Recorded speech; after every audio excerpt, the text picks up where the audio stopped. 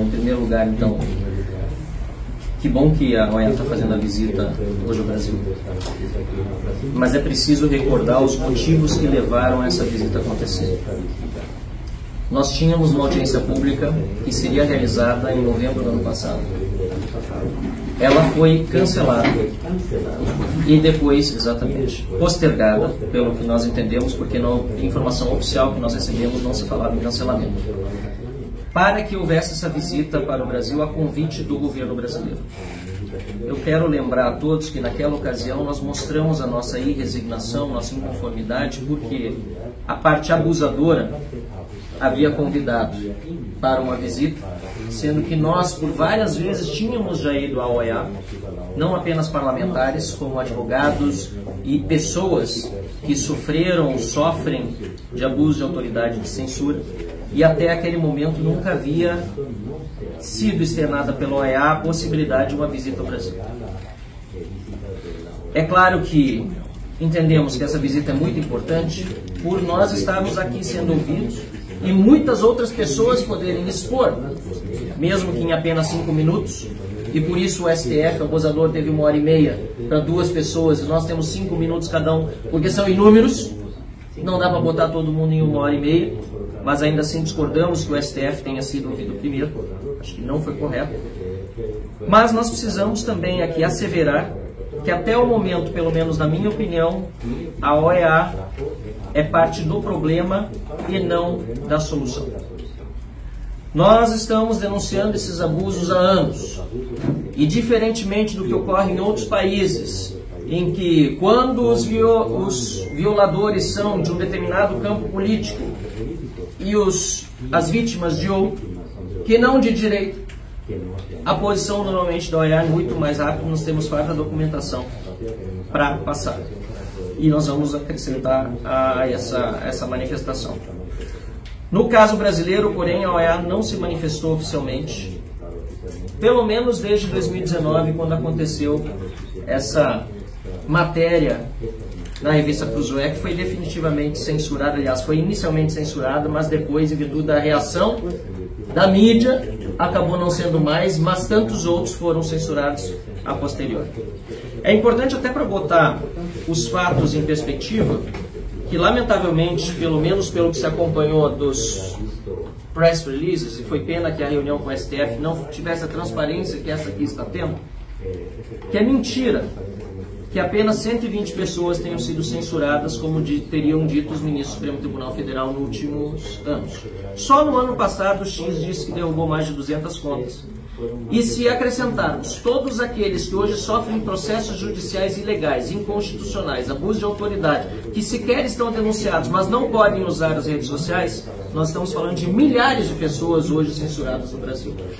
Para não falar do efeito que isso gera de autocensura no restante da população, que se vê amedrontada para se manifestar, seja em redes sociais, seja pessoalmente, contra um governo que está aliado com, nesse momento, a corte para perseguir opositores. E assim entro nos meus 2 casos concretos. Eu sou um opositor do governo Lula já de muito tempo, aliás, do PT, há muito mais tempo antes mesmo de Lula chegar na primeira vez à presidência da República em 2002. Eu fui censurado no X, e a ADF, que está aqui conosco, representa a mim e ao Partido Novo no caso do bloqueio do X do Brasil, que foi um escândalo internacional. O Brasil ficou ao lado apenas de 6 países que hoje censuram a plataforma X. Depois disso, fui perseguido pelo governo Lula e continuo por uma manifestação feita em tribuna denunciando abuso de autoridade e ilegalidades cometidas durante um processo envolvendo Felipe Martins. Protocolei uma medida cautelar na OEA, primeiro sobre o caso X, ela me foi negada, e no dia 18 de novembro protocolei sobre o caso da perseguição que ora sofre policial do Estado Policial de Lula e judicial do STF. E até o momento também, nesse caso pelo menos, não tenho resposta da OEA quanto à medida cautelar. Eu sou uma vítima de perseguição do Estado brasileiro representado pelo governo Lula e pelo Supremo Tribunal Federal. mas até o momento, apesar de uma medida cautelar ter sido protocolada no dia 18 de novembro, e já se vão mais de 2 meses, ainda não obtive retorno da Organização dos Estados Americanos. Eu quero concluir com perguntas ao relator, muito brevemente. Gostaria de saber se Felipe Martins, que originou, aliás, o processo que é feito contra mim por eu ter defendido, não a ele, mas o devido processo na condução do seu caso, se ele será ouvido pela comissão nesses dias que está aqui.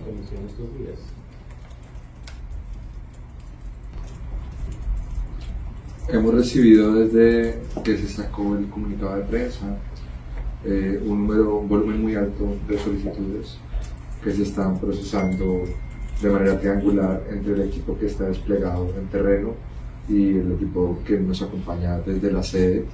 No me atrevería en este momento, mucho menos a confirmar o a descartar. Lo que puedo comprometerme es que una vez finalizada esta reunión procederé a revisar. Hemos recibido un número inmanejable en las horas de tiempo y precisamente esperaria um pouco. Eu solicitaria ao senhor relator, pedindo apoio dos demais parlamentares aqui presentes, inclusive do deputado Lucas Redecker, que está aqui, que é presidente da Comissão de Relações Exteriores, que Felipe Martins fosse ouvido. A OEA é independente, é um órgão multilateral, o Estado brasileiro deve respeitar os seus regulamentos e, obviamente, também a Constituição. No caso de Felipe Martins, porém, ele está proibido de dar entrevistas. O próprio jornal Folha de São Paulo quis entrevistá-lo e foi proibido. E na Comissão de Relações Exteriores, o deputado Lucas Redecker encaminhou um ofício ao Supremo Tribunal Federal, depois de aprovado o requerimento de audiência pública de minha autoria, para que Felipe Martins pudesse ser ouvido, e o ministro do Supremo Tribunal Federal, Alexandre de Moraes, negou que ele estivesse presencialmente ou mesmo virtualmente conosco. Eu queria, portanto, concluindo, dizendo que esse caso é fundamental porque ele inclui, inclusive, a fraude do registro de entrada de Felipe Martins nos Estados Unidos, feito por um funcionário do governo americano, no CBP de Orlando, possivelmente com conhecimento das autoridades brasileiras, unicamente para mantê-lo na prisão por 6 meses. Foi o que ele permaneceu preso e, por isso, ainda mais grave a violação. E houve rumores, e eu gostaria até de deixar isso externado, que talvez a comissão não fosse ouvi-lo, porque se saísse na mídia que ele seria ouvido, poderia dar problemas para o trabalho da comissão. Que bom que não é assim, porque se for assim, a própria comissão acaba se submetendo também a uma censura que hoje se aplica aos órgãos de imprensa brasileiros e aos abusos de autoridade do Supremo Tribunal Federal. Então, se eu tiver concordância dos meus colegas, eu gostaria de fazer essa sugestão para que Felipe Martins fosse, ainda que virtualmente, ouvido, porque o caso dele, na minha opinião, é um dos mais abusivos, grotescos e claros dos abusos de autoridade e da censura que acontece no Brasil. E para concluir, então, nos meus 30 segundos, que eu peço a gentileza do relator que me conceda agora, só pedir que a Organização dos Estados Americanos realmente cumpra o seu papel e faça algo em relação ao caso do Brasil. Nós estamos há muitos anos já pedindo. Eu corro risco todos os dias, como todos os nossos colegas. Nós não temos medo, porque nós continuamos enfrentando e estamos aqui para justamente tratar desse tema com o senhor, mas a gente precisa que órgãos internacionais como a EA ajam de acordo com aquilo que se espera deles. Então esse é o nosso pedido. Muito obrigado pela atenção.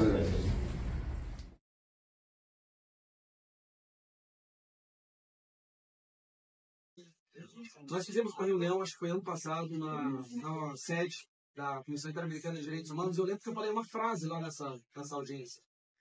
Eu disse que as pessoas que estão aqui, por estarem aqui, eu estava no seu escritório, lá na sua sede. Nós corremos os riscos agora, a partir de agora, de sermos perseguidos no Brasil, por estarmos vindo aqui denunciar o que está acontecendo lá. O senhor lembra disso? Eu falei que nós que estamos aqui, a partir de agora, somos alvos do STF. Desde então, Marcelo Donhalton foi colocado em um inquérito por suas palavras, sendo que ele é um deputado federal, ou seja, ele é inviolável por suas palavras. Carlos Zambelli foi decidido por uma corte aqui no Brasil que ela deveria perder o mandato dela pelas palavras dela. Bia Kicis colocado no inquérito por causa de suas palavras. Eu colocado em inquérito por causa de minhas palavras. E muito provavelmente todos que estão aqui estão em inquéritos, não por roubar, não por desviar dinheiro público, não por cometer crimes, por nossas palavras. Nós somos parlamentares. Parlare é a nossa função. Nós temos a blindagem sagrada da Constituição de podermos falar o que nós quisermos, e somos todos agora réus por nossas palavras. Então, quando o Marcel Van Hatten disse que, pela nossa percepção, a Comissão Interamericana dos Direitos Humanos não faz parte da solução, mas parte do problema, eu sou obrigado a concordar com ele. Se alguma coisa tivesse sido feita desde as primeiras reuniões, talvez hoje nós não estaríamos nessa situação calamitosa, desastrosa que a gente se encontra. Então, eu poderia aproveitar esses 5 minutos para fazer uma defesa, explicar para o senhor todos os crimes que o STF cometeu contra mim. Eu preparei, bonitinho. Muito bonitinho eu preparei, mas eu não vou falar sobre mim. Eu fiz um vídeo sobre isso daqui ontem, não sei se o senhor assistiu. Assistiu? Porque 5 minutos não dá tempo. Mas eu preparei algo melhor. O senhor ontem teve uma reunião justamente com as pessoas que se posam como defensores da democracia, baluartes da verdade, aqueles que defendem as instituições. E eles falaram para vocês algumas coisas que não têm a menor relação com a realidade. Tudo começou, a censura no Brasil começou com aquilo ali. Quando uma investigação da Lava Jato descobriu que o ministro do STF estava envolvido no maior esquema de corrupção que o mundo já viu. E naquele momento, esse ministro, Dias Toffoli, que era presidente da Suprema Corte, decidiu censurar esse artigo dessa revista famosa, determinou que as revistas fossem recolhidas nas bancas de revistas e basicamente criminalizou qualquer um que falasse sobre isso. Em sequência, ele abriu um inquérito de ofício que é ilegal no Brasil, entregou esse inquérito na mão do Alexandre de Moraes, o que também é ilegal, porque tem um sistema que faz uma distribuição aleatória. E o Alexandre de Moraes, há 6 anos, vem usado esse inquérito para destruir toda e qualquer pessoa que demonstre desaprovação com a Suprema Corte.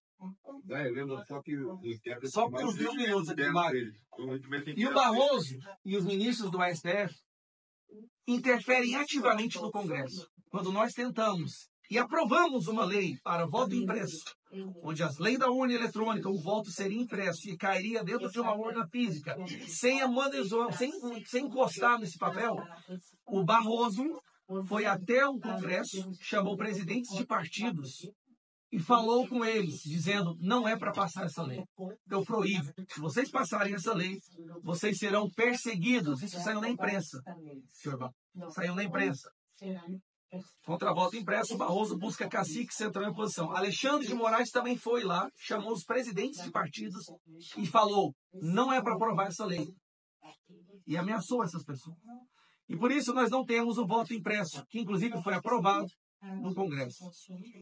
Bom, nesse dia que o Barroso, na comissão, nesse dia que o Barroso e o Alexandre de Moraes foram ao Congresso ameaçar políticos para que eles não votassem uma determinada lei, nesta reunião, senhor Vaca, nesta reunião, estava essa pessoa aqui, ó, Paulinho da Força. Essa pessoa estava sendo procurada pela Justiça Brasileira por um esquema de corrupção. Ele estava na reunião com o Barroso e Alexandre de Moraes. Ele é o presidente de partido. Um corrupto que estava sendo procurado pela Justiça.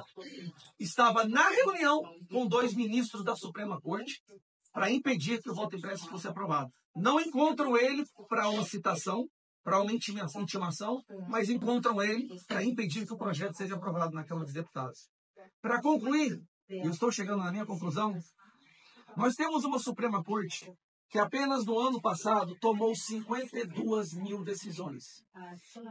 52 mil decisões para 11 ministros. Isso dá 4.700 decisões por ministro no ano de 2024. Senhor Vaca, cada ministro da Suprema Corte do Brasil decidiu, ou seja, analisou, leu e decidiu 15 processos por dia.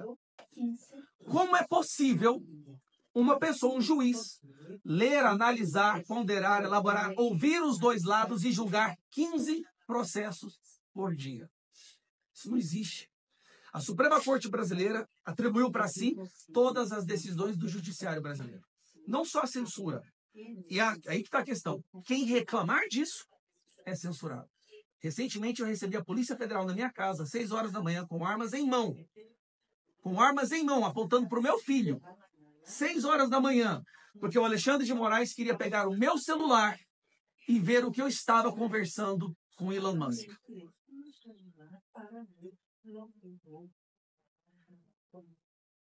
Então é isso. É isso. Que vocês façam alguma coisa e façam valer a existência dessa instituição.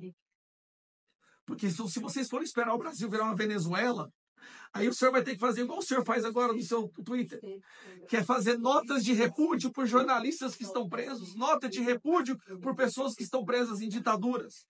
Mas eu nunca vi o senhor fazer uma nota de repúdio para Paulo Figueiredo, Rodrigo Constantino, Fiuza, para o Tavares, um jornalista português que ao entrar no Brasil foi impedido de entrar aqui pela Polícia Federal, pela Vicky, uma jornalista alemã que também foi detida no aeroporto. Eu nunca vi fazer uma nota de repúdio pelo Terça Livre, a maior empresa de jornalismo conservador que o Brasil já viu, que foi fechado a ofício para Alexandre de Moraes. E o Alan dos Santos, o dono dessa empresa, está foragido nos Estados Unidos com mandado de prisão. Prisão. Um jornalista famoso que falava com milhões de pessoas todos os dias. Por favor, faça alguma coisa. Faça alguma coisa. Obrigado. Como vocês puderam ver, eu tentei da melhor forma possível apresentar para eles a degradante, absurda situação que se encontra o Brasil, não apenas no que diz respeito à liberdade de expressão, mas o uso da justiça como perseguição, as ordens ilegais, desrespeito à Constituição. Bom, eu realmente despejei tudo aquilo que estava entalado na minha garganta há muito tempo. Levará alguns meses até que esse relatório fique pronto. Mas a percepção que eu tive é muito boa. Eu acho que vai vir um relatório que vai mostrar realmente o que está acontecendo no Brasil. Da nossa parte, nós não podemos parar de trabalhar. Continue marcando o Pedro Vaca, a Comissão Interamericana de Direitos Humanos, no seu Twitter, no seu Instagram. Pegue prints que mostram que houve censura, matérias da imprensa, trechos de vídeo, onde você percebe claramente que há uma censura, que há um viés ideológico na nossa Suprema Corte. Poste no Twitter, no X, e marque Pedro Vaca. Pedro Vaca, ele usa muito o X, é a principal ferramenta que ele usa para se informar das coisas. Então vai lá, deixe seus comentários, marque ele sempre, coloque esses vídeos, esses posts nos comentários das postagens dele. Eu tenho certeza que isso vai ajudar muito a vir um relatório favorável a resgatarmos a liberdade de expressão no Brasil. Um abraço. Bom dia, foi Pedro Vaca. Muito boa essa oportunidade de estarmos aqui recebendo o senhor. Eu fui uma das pessoas que foi até Washington para a reunião que estava marcada para o dia 13 de novembro. Estávamos em missão oficial e fomos surpreendidos com o adiamento daquela reunião, sobre, inclusive, o argumento de que haveria uma visita feita ao Brasil e então marcar uma nova reunião. Eu quero já aqui solicitar que essa reunião seja marcada em breve para que a gente possa sim ser ouvido lá em Washington. Mas, aproveitando essa oportunidade, quero dizer que assim como tantos brasileiros, eu também sou vítima da censura do STF e do TSE, a Corte Eleitoral. Eu tenho inúmeros inquéritos, inclusive faço parte do inquérito chamado das fake news ou do fim do mundo, como disse um ex-ministro do Supremo Tribunal Federal, que foi um inquérito aberto quando os jornalistas da Cruzoé começaram a investigar o envolvimento do ministro Dias Toffoli nas questões ligadas à gravíssima corrupção. E então ele, como presidente do Supremo, mandou abrir um inquérito por meio da portaria 69, e esse inquérito vai completar 6 anos nos próximos 2 meses. 6 anos de inquérito, sendo que existe decisão do Supremo que diz que mais de 3 anos para um inquérito sem conclusão é uma violação, é um abuso. Eu estou nesse inquérito por uma hashtag que eu usei no X, hashtag STF Vergonha Nacional, em razão, inclusive, do envolvimento envolvimentos de alguns ministros com pessoas corruptas e os maiores escândalos de corrupção do Brasil, e essas pessoas estavam sendo liberadas. Pessoas condenadas sendo liberadas. Então, essa hashtag rodou o Brasil, hashtag STF, vergonha nacional. Eu, uma parlamentar, postei, usei essa hashtag e fui incluída nesse inquérito. Posteriormente, foi aberto um novo inquérito, o inquérito 4828 das milícias digitais. A pedido da PGR foi arquivado, mas o ministro Alexandre simplesmente abriu um outro inquérito e vários outros que são filhotes desse inquérito das milícias digitais. E o escopo desse inquérito, no qual eu também estou, é claramente investigar os opositores ao regime do Lula da Silva, né? E a esse regime, hoje, como disse a Carla, que é uma verdadeira ditadura. Bem, aquelas pessoas que não se alinham ideologicamente à censura, à regulação de redes, à perseguição política, são incluídas nos inquéritos. E eu quero dizer que as minhas contas bancárias ficaram 9 meses abertas, sendo investigadas, e ao final nada se descobriu de errado. Então estou nesses inquéritos e tem um processo que esse sim já está terminado, que é a respeito de uma publicação que eu fiz, eu e o Flávio Bolsonaro, falando o seguinte, um vídeo do Lula falando sobre as pessoas que são MEI. MEI é um microempreendedor individual. Então, uma pessoa que ao invés de ser empregado, ela abre uma pequena empresa, e o Lula fez um vídeo falando que eles não eram empregados ou não tinham os direitos trabalhistas. Eu perguntei o que o Lula, durante a campanha eleitoral de 2022, o que o Lula tem contra os MEI. Se você é MEI, vote no Bolsonaro. Essa minha postagem foi removida, considerada fake news. E olha que eu botei o vídeo do Lula e fiz uma indagação, uma pergunta. O que o Lula tem contra os MEI, e se você é MEI, vote no Bolsonaro. E eu e o Flávio Bolsonaro, cada um condenados a pagar R$30 mil de multa. Uma multa que não está prevista em lei. $6 mil. $6 mil de multa por uma postagem. Isso, quando eu contei isso na Espanha, para os parlamentares, eles ficaram abismados. Disseram, essa é a essência de uma campanha eleitoral. Você dizer que o seu candidato é melhor do que o outro. Então, nós estamos impedidos até mesmo de fazer campanha eleitoral. Esse processo já terminou. Nós não temos mais para onde recorrer e, obviamente, vamos submeter à comissão, porque isso é uma violação ao meu direito de expressão, à minha liberdade de expressão e à minha imunidade parlamentar. Quero dizer que foi proposta uma ADPF, que é uma ação que examina os preceitos fundamentais. E o Supremo Tribunal Federal entendeu que essa DPF questionava aquela portaria 69.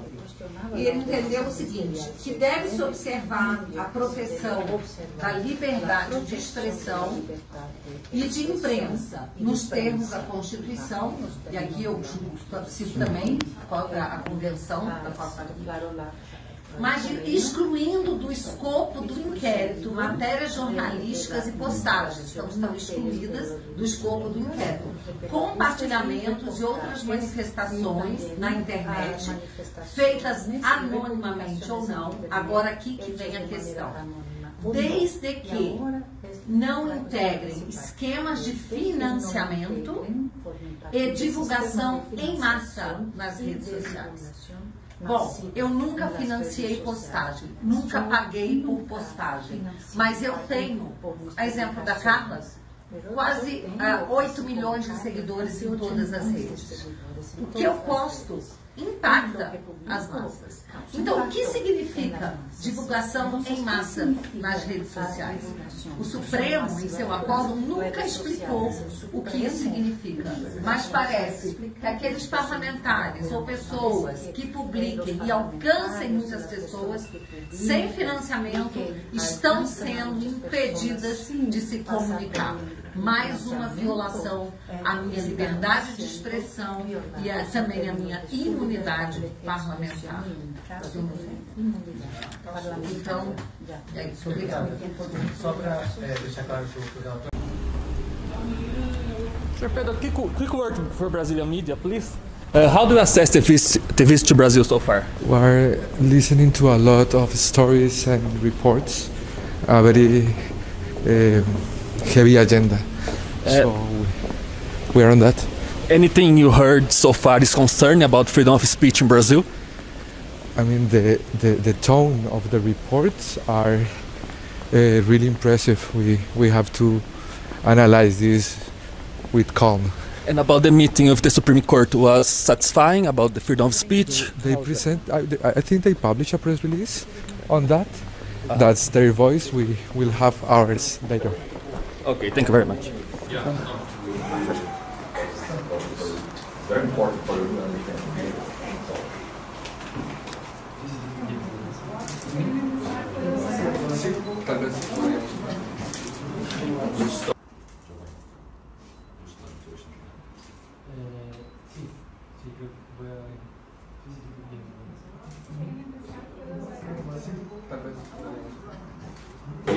Que aí já vai até também o Júlio.